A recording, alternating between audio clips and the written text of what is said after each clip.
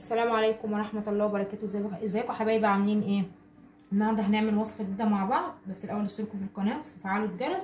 تعالوا نشوف هنعمل مع بعض ايه. السجق معاكم تمام. ده سجق جايبه نص كيلو، مقطعه بالشكل اللي هو الصغير ده تمام. عندي هنا فلفل اسود وملح، لان السجق بيبقى محيق فما بيحتاجش لا بهارات ولا اي حاجه، هو يا دوبك بس ملح خفيف تمام، وحبه فلفل اسود صغيرين. وعندي طماطم مقطعاها برده زي السلطه كده، وفلفل اخضر وبصل مقطعاه بردك يا اجنحه شرايح كده يا اما عادي، المهم يكون متقطع بالتقطيعه دي تمام. وعندي هنا لفه جلاش. وتعالوا بقى نخش على البوتاجاز نشوف احنا هنبتدي في ايه الاول. يلا هنزل باول حاجه. انا حطيت هنا معلقتين زيت على البوتاجاز. هنزل بتاعي اول حاجه البصل تمام اهو، ياخد تشويحه كده بس مع نفسه. اعلي عليه النار تقريبا كانت متغطيه فالزيت ما سخنش قوي، بس تمام يعني. هنقلب كده، هقلبه واخده تشويحه وهرجع له. البصله كده بص هي بتتشوح اهي، بتاخد اللون الذهبي تمام. هنزل بحوالي 4 فصوص ثوم او 3 فصوص ثوم مفرومين، يعني الثوم ده عندي متفرغ تمام. اول ما الثوم تطلع الريحه بتاعته هي نازله بالطماطم والفلفل الاخضر اللي انا مقطعاه. خلاص كده بالطماطم والخلطه اللي انا عملتها مع بعض، انزل بقى بالسجق اهو تمام. هعمله كله في بعضه كده.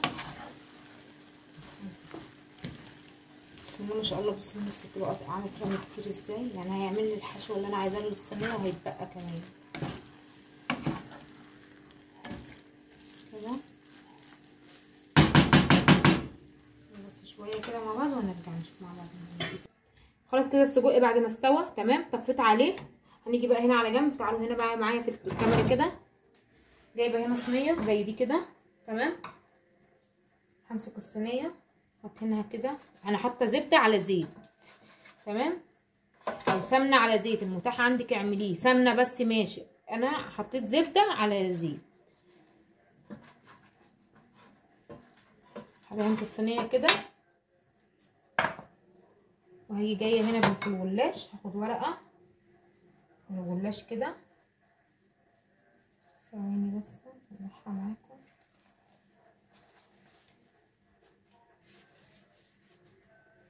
اهيت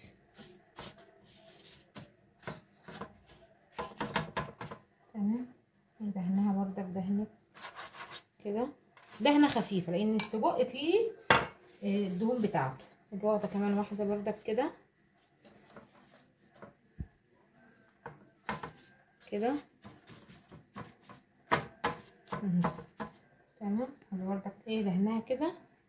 هعمل بقى كل حوالي 7 8 ورقات بالطريقه دي، او هقسم اللفه على 2 على حسب ما هتاخد معايا الصينيه. شوف الصينيه هتاخد معايا ايه وهقول لكم بعد كده احنا هنكمل ايه بعد ما اخلص ال7 8 ورقات. انا هنا حطيت الجلاش، قسمت اللفه نصين تمام. هحط بقى ايه السجق كده، تدوها براحه كده علشان خاطر ايه ما تبقاش شاده معاكم. هتحشوها اهيت كده.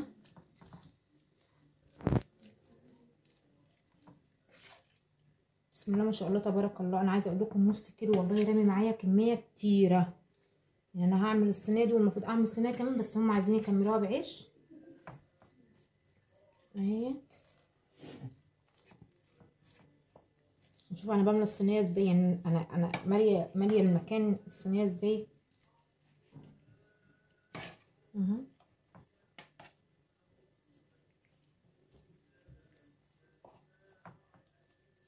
اهو كده. انت بقى عندك جبن عايزه تحطيها فيها، بس هي مش محتاجه اي حاجه، والله ما محتاجه اي حاجه. يعني هو السجق كده فيها مخليها طعمها تحفه. خلاص هاجي مقفله بقى الطبقه اللي انا عملتها دي. ولا اقول لكم على حاجه، انا هكمل عليها الجلاش. بس يا حبايبي انا خلاص قفلتها هي تمام. هاجي ايه ماسكاها بقى مقطعاها كده اهو كده.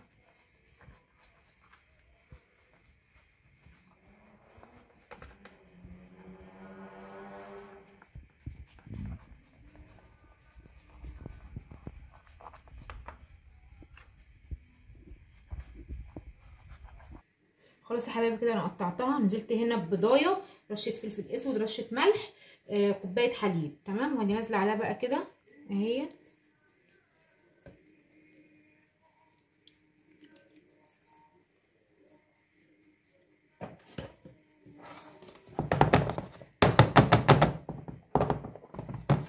سيبوها 3 4 دقايق بس كده لما الجلاش يشرب الحليب، ما تدخلهاش الفرن على طول تمام.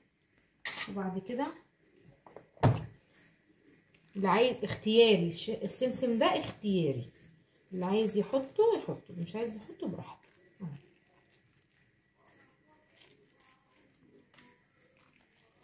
بس كده. فهسيبها بقى ايه دقيقتين كده، وبعد كده ادخلها الفرن ونشوفها بعد ما نطلعها من الفرن. بصوا يا حبايبي اهي بعد ما خرجت من الفرن، طبعا هي سخنه مولعه نار، فانا ايه مستنيه بس تهدى وهقطعها تمام.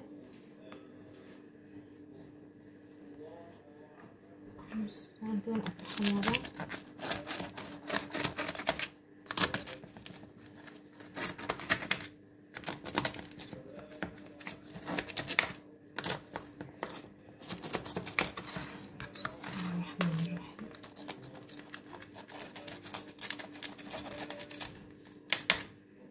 الريحه بتاعتها جميله جدا والله العظيم، الريحه بتاعتها حلوه قوي.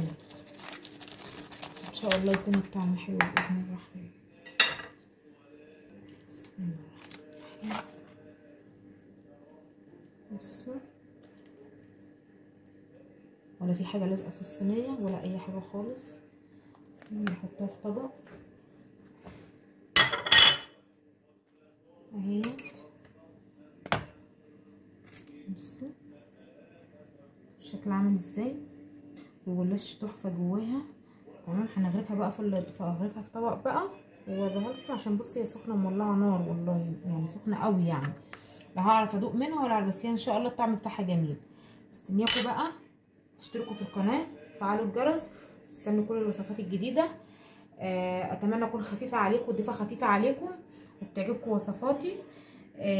واسيبكم في رعايه الله، والسلام عليكم ورحمه الله وبركاته.